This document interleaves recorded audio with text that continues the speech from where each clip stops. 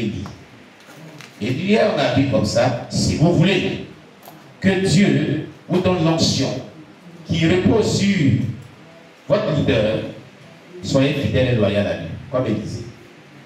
Dieu va vous l'accorder. Amen. Amen. Alléluia. Amen. C'est tout. Il accordera cette portion de l'onction qui est sur sa vie. 2 Rois, c'est ça? 1 Roi, c'est 2 Rois 13, verset 21. On y va, 2 Rois 13, verset 21. 2 Rois, chapitre 13, verset 21. Oui.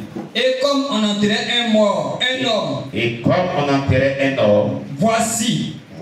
On aperçut une de ses troupes. On aperçut une de ses troupes. Et l'on jeta l'homme dans le sépulcre d'Élisée. Et l'on jeta l'homme dans le sépulcre d'Élisée. L'homme alla toucher les os d'Élisée. L'homme alla toucher les os d'Élisée. Et il reprit vie et se leva sur ses pieds. Et il reprit vie et se leva sur ses pieds. Vous avez vu ce que l'onction peut faire? Quand une personne était véritablement pointe, qu'elle meurt, comme Élisée, Dieu lui a fait cette grâce. C'est pas sur tous les cadavres ou tous les os des hommes de Dieu sont morts. C'était la grâce qui était sur Élisée, c'est tout. Amen. Oui, c'était la grâce qui était sur Élisée, c'est tout. L'onction reposait encore dans ses os après des mois et des mois qu'il demandait enterrer. Et vous voulez qu'on enterre quelqu'un que ses os sont là, c'est que ça fait des mois, même des années que la personne est décédée, qu'on a enterré. Amen. C'est là qu'on voit le squelette. Donc Élisée ne venait pas d'être enseveli. Il était enseveli il y a longtemps de cela. Son corps s'est décomposé jusqu'à ce qu'il reste ses os. Vous savez, peut-être des années, peut-être des mois, on ne sait pas. Mais cela a mis du temps après son ensevelissement. Voilà qu'on partait enterrer une personne. Les gens ont vu tout. Donc dans leur peur, là, ils ont fait des tests, ils ont eu peut-être comment on a pu appeler ça, une maladresse, et puis le corps de cette personne qui se portait pour aller enterrer est tombé dans le sépulcre d'Élisée le prophète et a touché les os de son cadavre. Immédiatement, l'onction qui était dans les os, la substance de l'onction qui reposait dans les os d'Élisée a ressuscité le mort. C'est en cela que nous disons que l'onction peut être conservée. L'onction a été conservée dans les os d'Élisée, quoi qu'il soit mort. Quoi qu'il soit mort, l'onction fut conservée dans ses os. Tellement qu'il était moins. Il y a moins et puis il y a moins. Ah oui, il y a moins et puis il y a moins. Être moins jusqu'à ce niveau, c'est une dimension très élevée. Ah oui. Il y a moins et puis il y a moins. Oui, oui. Celui qui se consacre plus, sera plus moins. L'onction, là, s'acquiert par la consécration. Ce n'est pas magie. Non, non. L'onction s'acquiert par la consécration. Si vous consacrez selon que Dieu veut, pour une dimension très élevée, et que Dieu approuve cela, il vous donnera l'onction selon que Dieu lui-même a prévu. Amen. Alléluia. Élisée était consacré à cette dimension très élevée. Au point que l'onction fut conservée dans ses os. Au point que même des jours, des mois, des semaines, après sa mort, cette onction ressuscite. À son absence de bruit, un cadavre. Un cadavre. Voyez-vous ce que tu peux faire avec l'onction? Après le salut, ce qu'un chrétien peut rechercher de plus vraiment coûteux et plus précieux, c'est l'onction. Si tu es un chrétien que tu ne cherches pas l'onction, par la consécration, qui commence par une vie de sainteté véritable, le fondement de l'onction, c'est la vie de sainteté véritable, la crainte de Dieu. Amen. Si tu crains Dieu et que tu vis sincèrement avec Dieu et que tu marches dans la pureté véritable sur Dieu, que tu cherches l'onction par la consécration adéquate, Dieu te l'accordera comme il se doit. Alléluia. Comme il se doit. Tous les hommes de Dieu de la Bible, les servants de Dieu de la Bible, furent des personnes qui craignaient Dieu, qui vivaient dans la sainteté. Lorsqu'ils ont péché, Dieu les a frappés. Dieu a ôté l'onction sur eux. Vous vous souvenez de Samson? Vous vous souvenez bien de Samson? Quand il a désobéi, Dieu retira son onction de lui. L'onction n'aime pas donc le péché. L'onction marche de pair à une sainteté véritable. Amen. Oui. L'histoire de Samson nous définit ça bien clairement. Quand vous êtes loin, ne vivez pas par habitude dans le péché. Non.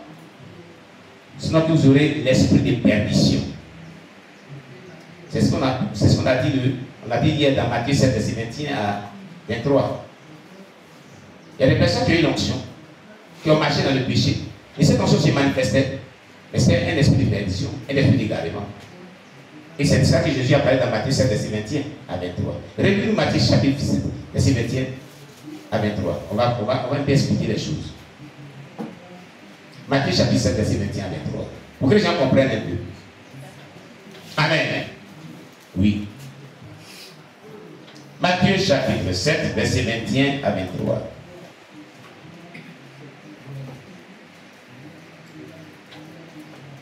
Matthieu chapitre 7, verset 21 à 23. Ceux qui me disent Seigneur, Seigneur, n'entreront pas tous dans le royaume des cieux. N'entreront pas tous dans le royaume des cieux. Mais celui-là seul qui fait la volonté de mon Père qui est dans les cieux. Mais celui-là seul qui fait la volonté de mon Père qui est dans les cieux. Plusieurs me diront en ce jour-là. Seigneur, n'avons-nous pas prophétisé par ton nom? N'avons-nous pas prophétisé par ton nom? N'avons-nous pas chassé les démons par ton nom? N'avons-nous pas chassé les démons par ton nom? Et n'avons-nous pas fait beaucoup de miracles par ton nom? Et n'avons-nous pas fait beaucoup de miracles par ton nom? Alors, je leur dirai ouvertement. Je ne vous ai jamais connu. Retirez-vous de moi. Retirez-vous de moi. Vous qui commettez l'iniquité. Ils ont prophétisé. Au nom de Jésus-Christ. Pas au nom du diable. Ils ont chassé les démons. Au nom de Jésus-Christ. Pas au nom du diable. Ils ont fait beaucoup de miracles. Au nom de Jésus-Christ. Pas au nom du diable. Mais regardez au dernier jour, c'est que Jésus va faire. Il va valider leur vie. Il dit, arrière de vous, arrière de moi, vous tous. Certaines personnes disent, mais pourquoi tu peux dire arrière de vous? Parce que c'est en ton nom qu'on a fait toutes ces choses. C'est pour ça qu'il dit, n'avons pas prophétisé en ton nom. Et puis tu nous dis arrière. Et c'est en ton nom que tu nous connaissais. C'est pour ça que tu cautionnais tout ce qu'on faisait. Il dit, je ne vous ai jamais connu. Vous qui commettez l'iniquité. Donc ceux qui croient que, comme un homme de Dieu le disait, il venait de commettre l'adultère, et puis il disait, il priait, puis il y avait une sorte d'onction qui se manifestait. Il dit à la sœur, mais tu vois, on a commis l'adultère, on voit une onction qui se manifeste. Quelle onction? C'est l'onction de perdition. Ce n'est pas l'onction divine qui vient de Dieu. Car l'onction divine qui vient de Dieu marche de pair avec la sainteté et la crainte de Dieu. Dieu dit, je hais le péché, mais j'aime le pécheur. Dieu qui aime le péché, son onction ne peut pas marcher de pair avec le péché. Non. Non et non. Donc si tu es celui-là qui dit que tu es un serviteur ou un servant de Dieu, et que tu vis dans le péché, que tu dis que tu sers Dieu, et que tu as une onction, c'est une onction de bénédiction, ce n'est plus une onction de Dieu. Voilà ce qui va t'arriver si tu ne te répands pas maintenant. Au jour où tu seras devant Dieu, il va dire, je ne t'ai jamais connu. Parce que tu commettais l'iniquité. C'est vrai que tu dis à mon nom, mais je ne t'ai jamais connu. Vous comprenez? Amen. Le fondement de l'onction, c'est la crainte de Dieu, la sanctification véritable. La sainteté véritable. Aujourd'hui, nous avons un drôle de serviteurs de Dieu. Ils sont pleins à Abidjan, même à l'intérieur. Écoutez, quelqu'un m'avait dit quelque chose dans cette ville. Il y a dit cela 5 ou 6 ans en arrière. Amen. Je suis allé un jour chez mon couturier. Et son collègue couturier avec lequel il travaillait, qui n'est plus ici, mais qui est à Abidjan. Et Ganiwa. Ganiwa ou Ganiwa. Vraiment, tu es là. Je suis rentré, on échangeait, et ce collègue couturier de mon couturier, c'est un catholique. Un catholique. Ce dernier avait un de ses camarades qui était béninois. Béninois. Écoutez très bien cette histoire. Il dit, son camarade lui a raconté qu'il était allé voir son oncle, même famille, maternelle, paternelle. Ils sont venus du Bénin à Gagnoua ici. Et il lui dit que quand est-ce que tu vas laisser tout ça et tu as ce Jésus-là? Ça, la scène dans notre famille, c'est pas bon. C'est qu'est-ce qu'il fait là, mon oncle? Il dit, tu dis quoi? Tu dis quoi? Tu parles de chrétienté, vous t'appelez de Jésus. Vous t'appelez de Jésus. Viens ici lundi à 19h. Tu vas voir ce qui est dans votre appel de Jésus et pasteur. Viens ici. Viens me trouver ici. Lundi. Tu verras ce qui est dans votre appel de Jésus, pasteur. Viens me trouver ici. Pasteur, Jésus. C'est ça que je vois, puis il va vous suivre. Viens ici. Cette histoire que c'est pas. Je dirais là que c'est passé à Gagnoua ici. Gagnoua. Alors son ami dit que, par sa curiosité, il voulait savoir moins pourquoi son oncle parlait comme ça. Lundi, il s'est arrangé pour être là à 19h. Il dit à tes venus, assure-toi. Tu vas voir ton affaire de Jésus puis les pasteurs là. Tu vas voir. Après 30 minutes, des pasteurs qui étaient souvent des posters, des croisades réveillées, des prières ici dans la vie, et des pasteurs dont il y a des foules dans les assemblées, ils ont commencé à venir Power. Il dit, il a reconnu parmi lui, mais certains. Il connaissait, qu'il voyait sur les affiches. À Gagnoua ici. Et puis, sinon, plus comme ça.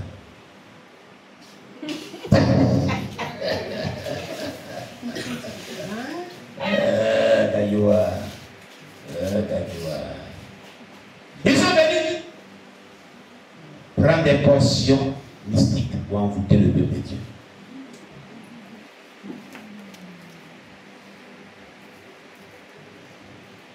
Je vous parle de quelque chose qui s'est passé à Gagnoua. Alléluia.